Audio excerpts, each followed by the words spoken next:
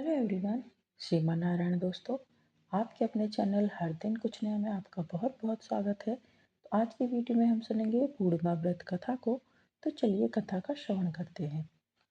द्वापर युग में एक समय की बात है कि यशोदा जी ने श्री कृष्ण से कहा कि हे कृष्ण, तुम सारे संसार के उत्पन्न करता, पोषण तथा उसके संहार करता हो।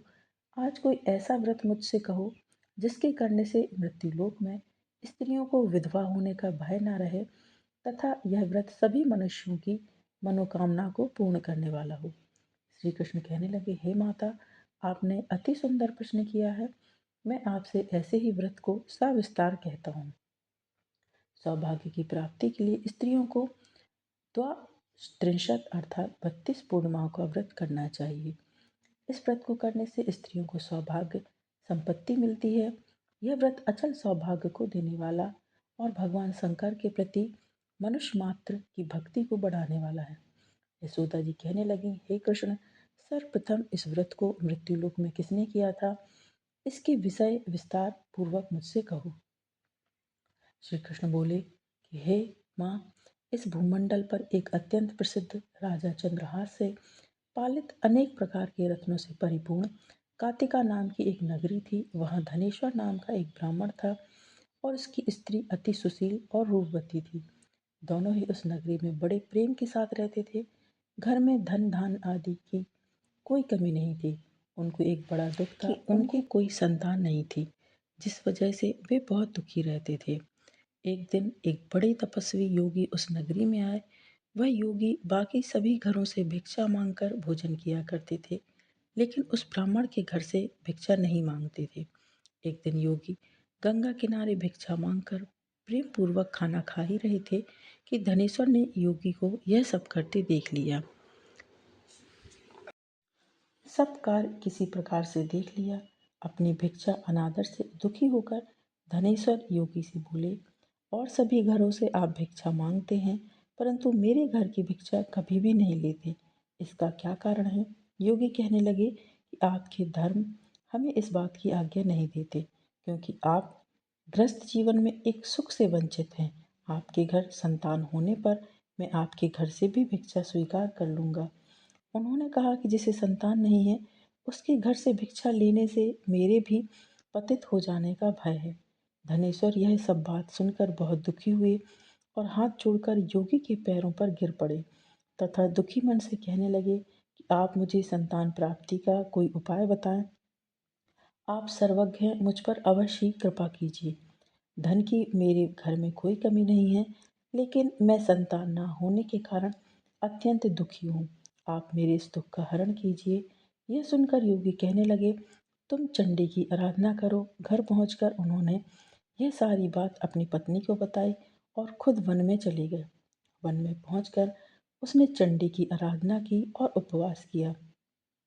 चंडी ने 16 दिन उसको सपने में दर्शन दिए और कहा कि हे धनेश्वर, जा, तेरी पुत्र होगा, लेकिन उसकी आयु सिर्फ 16 वर्ष होगी। 16 वर्ष की आयु में ही उसकी मृत्यु हो जाएगी। अगर तुम दोनों स्त्री और पुरुष 32 पूर्णिमाओं को व्रत करोगे तो वह दीर्घायु होगा। जितनी तुम्हारा सामर्थ्य हो उतने आचे के दिए जलाकर शिव जी का पूजन करना, लेकिन पूर्णमासी 32 ही होनी चाहिए। सुबह होते ही तुम्हें इस स्थान के पास एक आम का पेड़ दिखाई देगा।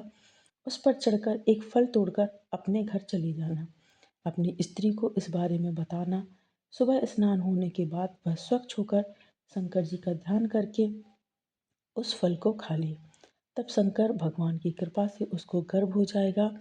जब ब्राह्मण सुबह उठा तो उसे उस स्थान पर आम का पेड़ दिखाई दिया और वह उससे फल तोड़ने के लिए चढ़ा, लेकिन वह पेड़ पर नहीं चढ़ पा रहा था। यह देखकर उसे बड़ी चिंता हुई और उसने भगवान गणेश की उपासना की और कहा कि हे दयानिधे, अपने भक्तों के विघ्नों का नाश करके उनके मंगल कार्य को करने वाले, दुष्ट का नाश करने वाले, रिद्धि सिद्धि देने वाले, आप मुझे इतना बल दें कि मैं अपनी मनोकामना पूरी कर सकूं। इसके बाद वह पेड़ से फल तोड़कर अपनी पत्नी के पास पहुंचा। उसकी पत्नी ने अपने पति के कहे अनुसार इस फल को खा लिया और वह गर्भवती हो गई। देवी की कृपा से उसे बहुत ही सुंदर पैदा हुआ। उसका नाम उन्होंने देवीदास रखा। माता पिता के हर्ष के साथ वह बालक बढ़ने लगा। भगवान की कृपा से बालक बहुत ही सुंदर, सुशील और पढ़ाई लिखाई में बहुत ही निपुण था। दुर्गा जी की कथा अनुसार उसकी माता ने 32 पूर्णमासी का व्रत रखा। जैसे ही 16वां वर्ग लगा, दोनों पति पत्नी बहुत ही दुखी हुए कि कहीं उनके पुत्र की मृत्यु न हो जाए। उन्होंने सोचा कि अगर उनके सामने यह सब हुआ तो वह नहीं देख पाएंगे। तभी उन्होंने देवीदास के मामा को बुलाया और और देवीदास को काशी पढ़ने के लिए भेज दिया और मामा से कहा कि उसे 1 वर्ष के बाद वापस लेकर आना। देवीदास अपने मामा के साथ घोड़े पर सवार होकर चल दिया। उसके मामा को भी यह पता नहीं था कि दोनों पति पत्नी ने 32 पूर्णमासी का व्रत पूरा किया हुआ है।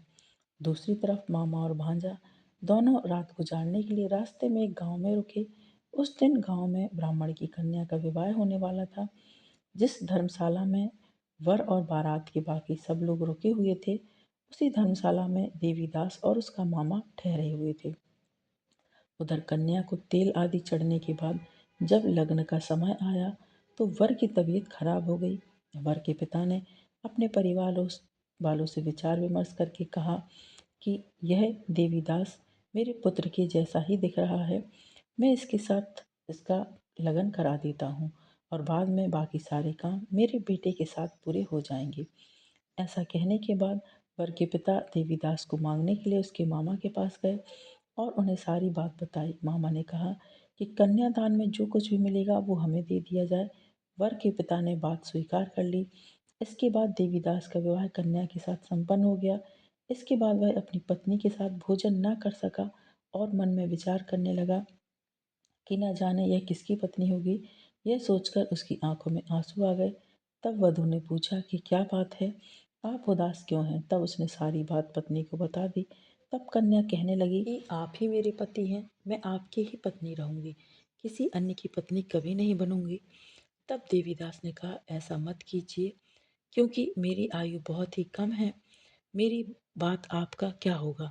लेकिन उसकी पत्नी नहीं मानी और बोली, स्वामी आप भोजन कीजिए। दोनों रात में सोने के लिए चले गए। सुबह देवीदास ने पत्नी को 4 नगों से जड़ी हुई एक अंगूठी दी और एक रुमाल दिया और बोला कि हे प्रिय, इसे लो और संकेत समझकर स्थिर चित्त हो जाओ। मेरे मरण और जीवन जानने के लिए एक पुष्प वाटिका बना लो। उसमें सुगंधित वाली एक नव मल्लिका लगा लेना। उसको प्रतिदिन जल से सींचा करो और आनंद के साथ खेलो कूदो। जिस समय और जिस दिन मेरा प्राणांत होगा, उस दिन यह फूल सूख जाएंगे। जब यह फिर से हरे भरे हो जाएं, तो जान लेना कि मैं जीवित हो गया हूँ। यह समझकर वह वहां से चला गया। इसके बाद जब वर और बाकी बाराती मंडप में आए तो कन्या ने उसे देखकर कहा कि यह मेरा पति नहीं है। मेरे पति वह हैं जिनके साथ रात में मेरा विवाह हुआ था। और यदि ये वही हैं तो ये बताएं कि कन्यादान के समय जो आभूषण मिले हैं वो कहाँ हैं, उनको दिखाएं। कन्या की ये सारी बातें सुनकर वह कहने लगा कि मैं यह सब नहीं जानता हूँ। इसके बाद सारी बारात भी अपमानित होकर लौट गई। भगवान कृष्ण बोले, हे माता, इस प्रकार देवीदास काशी चला गया। कुछ समय बीत गया तो एक सर्प उसको डसने के लिए वहां आया, लेकिन वह उसको काट नहीं पाया क्योंकि उसकी माता ने पहले ही 32 पूर्णिमा का व्रत कर लिया था। इसके बाद खुद काल वहां पहुंचा। भगवान शिव की कृपा से तभी वहां माता पार्वती जी पहुंची और भगवान गणेश जी आ गए। देवीदास को मूर्छित देखकर माता पार्वती ने भगवान शिव जी से प्रार्थना की कि हे महाराज, इस बालक की माता ने पहले ही 32 पूर्णिमा के व्रत कर लिए हैं, आप इसको प्राण दें। भगवान शिव ने माता पार्वती के कहे अनुसार उसे प्राणदान दे दिया। इधर उसकी पत्नी उसके काल की प्रतीक्षा कर रही थी। उसकी पत्नी ने जाकर देखा कि पुष्प और पत्र दोनों ही नहीं हैं, तो उसको बहुत आश्चर्य हुआ। और जब उसने देखा कि पुष्प पुष्प वाटिका फिर से हरी भरी हो गई है, तो वह समझ गई कि उसका पति जिंदा हो गया है। इसके बाद वह बहुत ही प्रसन्न होकर अपने पिता से कहने लगी कि मेरे पति जीवित हैं, उनको जाकर ढूंढिए। जब 16वां वर्ष व्यतीत हो गया तो देवीदास भी अपने मामा के साथ काशी चल दिया। इधर उसकी पत्नी के परिवार वाले उन्हें ढूंढने के लिए जा रहे थे कि उन्होंने देखा कि देवीदास और उसका मामा उधर ही आ रहे हैं। उनको देखकर उनके ससुर बहुत प्रसन्न हुए और उसे अपने घर ले आए। वहाँ सारा नगर इकट्ठा हो गया और कन्या ने भी उसे पहचान लिया। देवीदास ने इसके बाद अपनी पत्नी और मामा को लेकर वहाँ से चल दिया। उसके ससुर ने भी उसे बहुत धन दहेज दिया। जब वह अपने घर की तरफ चल रहा था तो उसके माता पिता को लोगों ने खबर कर दी कि तुम्हारा पुत्र देवीदास अपनी पत्नी और मामा के साथ आ रहा है। ऐसा समाचार सुनकर पहले तो उन्हें विश्वास नहीं हुआ, लेकिन जब देवीदास आया और उसने अपने माता पिता के पैर छुए तो देवीदास के माता पिता ने उनका माथा चूमा और दोनों को अपने सीने से लगा लिया। दोनों के आने की खुशी में धनेश्वर ने बहुत दान दक्षिणा ब्राह्मणों को दी। श्री कृष्ण जी कहने लगे कि इस तरह धनेश्वर को 32 पूर्णिमाओं को व्रत के प्रभाव से संतान प्राप्ति हुई। जो स्त्रियां इस व्रत को करती हैं वह जन्म जन्मांतरों तक वैधव्य का दुख नहीं भोगती, सौभाग्यवती रहती हैं। यह मेरा वचन है। यह व्रत संतान देने वाला और सभी मनोकामनाओं को पूरा करने वाला है।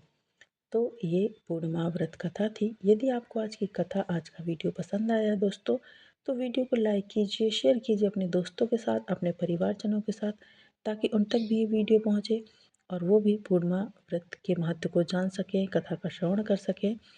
और यदि आप चैनल पर नए हैं तो चैनल को सब्सक्राइब अवश्य करें, साथ ही बेल आइकन को प्रेस करें।